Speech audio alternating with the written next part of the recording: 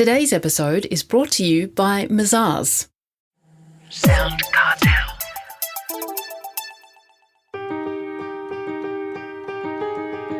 From SoundCartel, I'm Nicole Goodman, and this is Business Essentials Daily.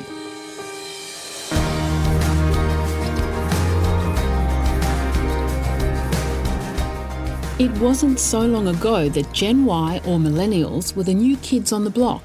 Born between 1981 and 1996, the older Millennials are well into their 40s and having a huge impact in the workplace. Dr. Paige Williams is a leadership expert and author of The Leader's Ecosystem, a guide to leading exceptionally. She believes that in the age of AI, harnessing the fearlessness, forthrightness and possibility of Millennials could be the smartest move a business owner can make. First, Paige tells Chris Ashmore that Millennials are our next generation of leaders. So they are an important group for us to understand in terms of the next layer, the next wave of leaders in workplaces.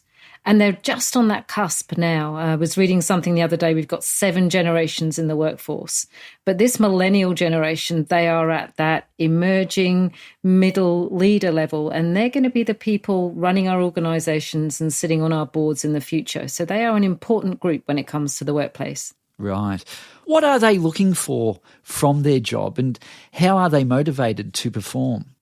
Well, it's really interesting because this is a generation who are really rethinking the role of work in their lives as they step into this critical strategic role in workplaces as being in the next wave of leaders. So there was recent research conducted by Deloitte that found that 62% of millennials say that work is, it's central to their identity, but also work-life balance is something they are striving for and is a top consideration for millennials when they think about future and their current employers. So what they're looking for is, they think work is important, but in the whole of life. Work is not life. And this is something that differentiates them really clearly from Gen X, which I'm a part of, and our children, Gen Z, who have a very different perspective on the work-life balance. Right. And for a boss, do they have to learn how to manage millennials differently?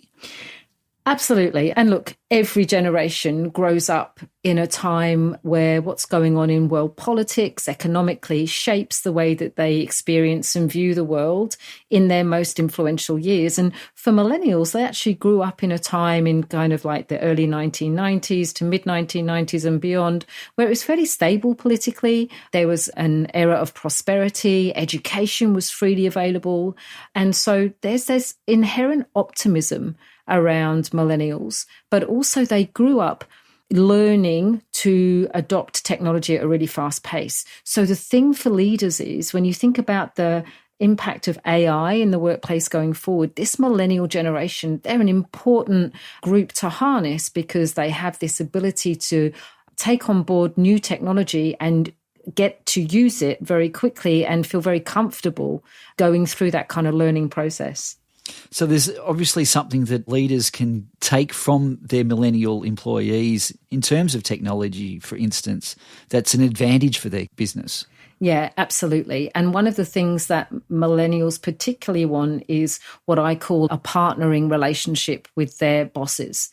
So rather than power over, they want to be with their leaders. So very much alongside them, contributing, feeling that they've got choice and voice in how they go about achieving the outcomes that need to be achieved. And so this idea of rather than kind of needing to give millennials all the answers, actually asking more from them so that they have more to give and more contribution. I reckon this comes back to that motivation question you asked at the beginning, Chris, around get commitment by giving them choice and voice in how we get to the outcomes that we need to achieve together. Is it true to think that they perhaps move a lot? They're not necessarily loyal to a company unless there's something intrinsic about that organisation, that they don't stick around as long as previous generations? Well, I think that's an interesting perspective, Chris, because they're seeing this work-life balance question differently. They don't see that a job for life is something that they're aiming for, or that even just having one job at a time. So this idea of a portfolio career is something that rings very true for millennials. And I think also that the nature of the structure of work for everyone has changed. But this millennial generation are the first adults to actually experience that.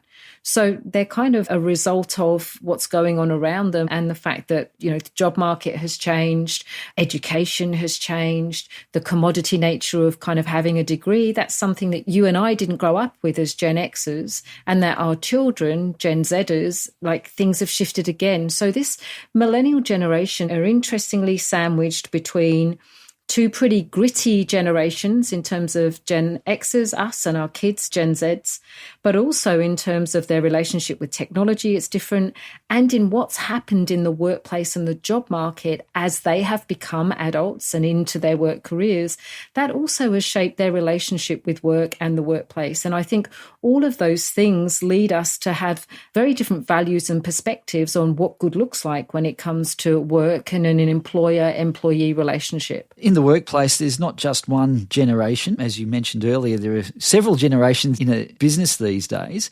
How does a leader bring everyone together so that they're working together as one?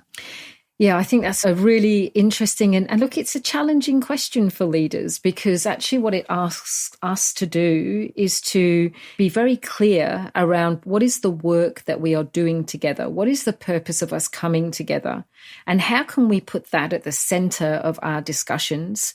And then be willing to kind of, as a leader, step back and hold the space to hear the different perspectives, the different values, the different ways of doing things, and then come to a decision around how the group is going to go forward.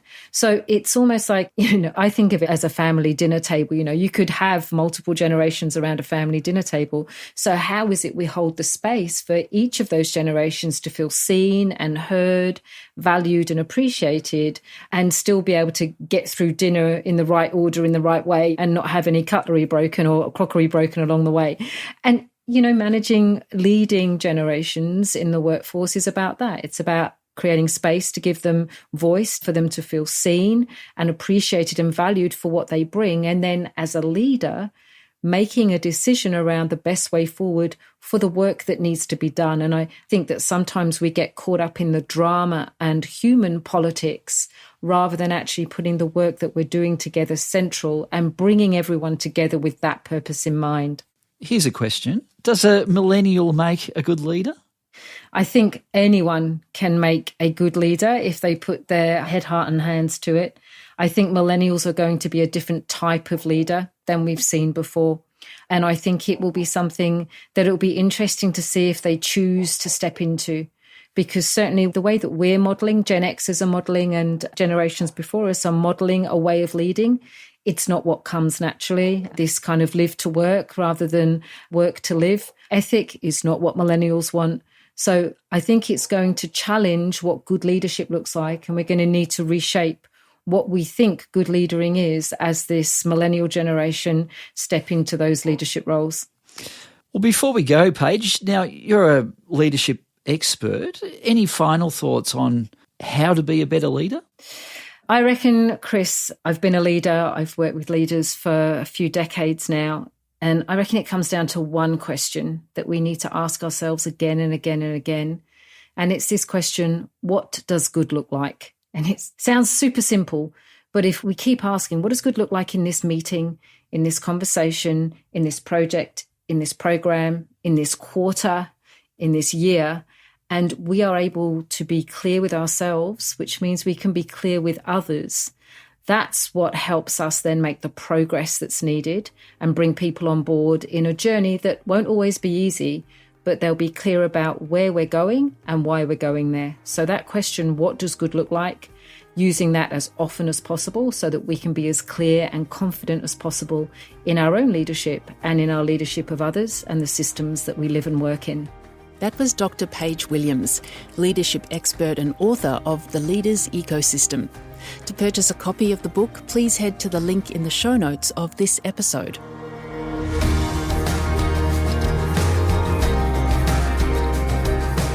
Business Essentials Daily is a SoundCartel podcast. Producers are Nick Schildberger, Chris Ashmore, Jeff Waters and myself. Technical production by Pete Letts. I'm Nicole Goodman. Thanks for listening. We'll bring you more Be Daily next week. SoundCartel. This episode was brought to you by Mazars. To find out more, visit mazars.com.au. That's mazars.com.au.